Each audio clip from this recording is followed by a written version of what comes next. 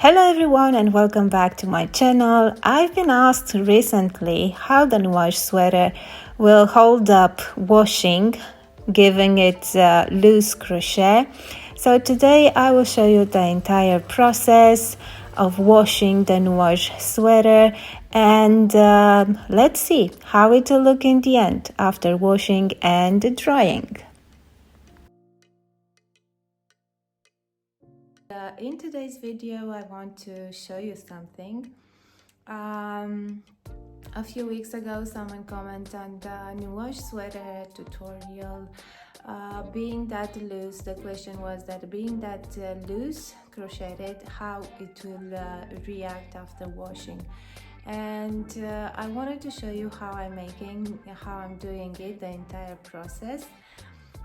This sweater I put it on and I made it in 2021, so 3 years ago, and it's still looking pretty nice. I think it's my still my favorite sweater, and I do have to say that I washed it several times in 3 years because I'm wearing it quite a lot, and it stretched a bit.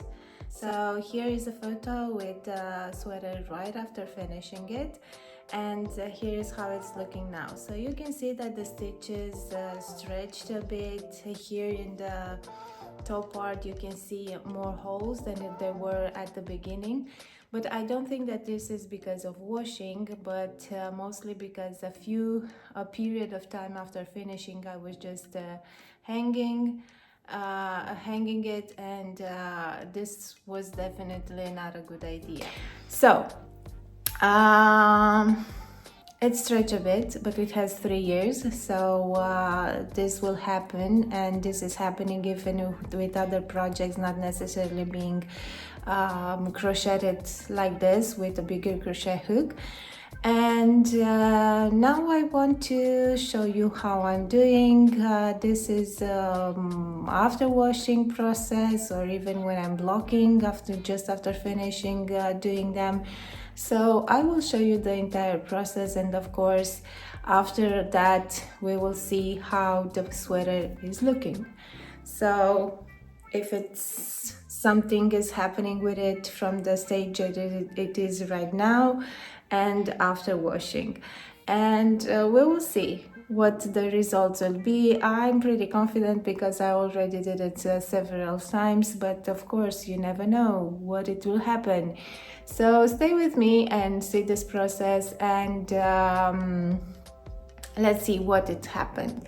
But first of all, before doing any washing thingy of your crochet projects, you need to check the yarn label and see the fiber, how you need to care for the fiber. Some of the fiber might get really stretchy with water, like merino for example. So I do recommend to if you don't know how to care about a specific type of yarn, or you didn't work with it before and you don't know how it will react, it's better to look for fibers that are pretty easy to care for. I don't know, this for example is a mix of merino with acrylic and of course some mohair, but yeah, you need to pay attention to the yarn label and see how you need to care for that specific yarn. And of course with your crochet project to do as they said on the yarn label because it's safer this way. So now let me show you how I'm doing the process, and how I care for my crochet project, because this is what I'm doing with all the sweaters, with everything that I'm crocheting. Doesn't matter the fiber even, because I tested out with many things, with many types of fiber, and for me is working at least.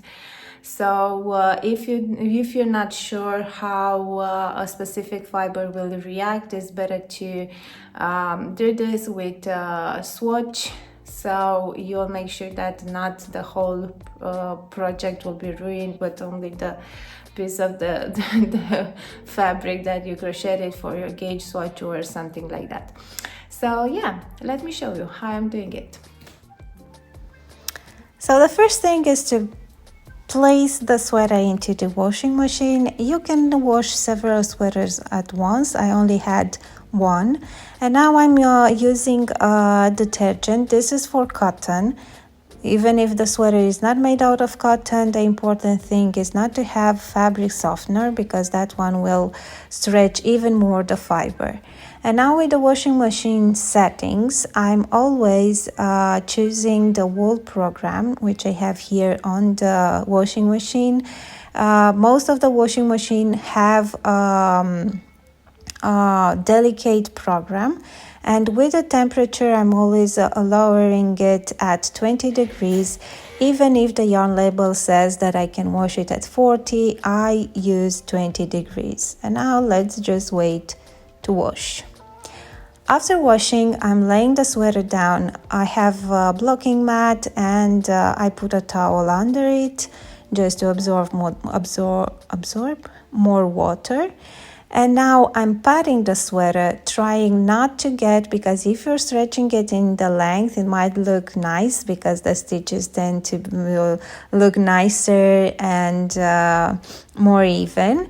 But I'm trying not to do that because this will stretch out the sweater. But I'm patting it and trying to make the stitches even, but with the purpose of making it shorter, so not to make it longer. And simply with pathing like this, I'm just trying to make the stitches look as even as possible. You can use the initial measurements of the sweater and try to get to those if you want. I won't even bother because this sweater is not having the initial measurements anymore. And now we just simply wait for it to dry. A bit more patting here, and this is how it's looking after it's dried. Maybe you cannot tell the difference, but at least it's not wet, and I do think that the stitches are a bit more even. So after it's all dry out, this is how the sweater is looking. So now if we are looking at the previous video before washing it, I think it's looking kind of the same. So nothing happened, it didn't stretch out much. The yarn is in place, so no unravel or something.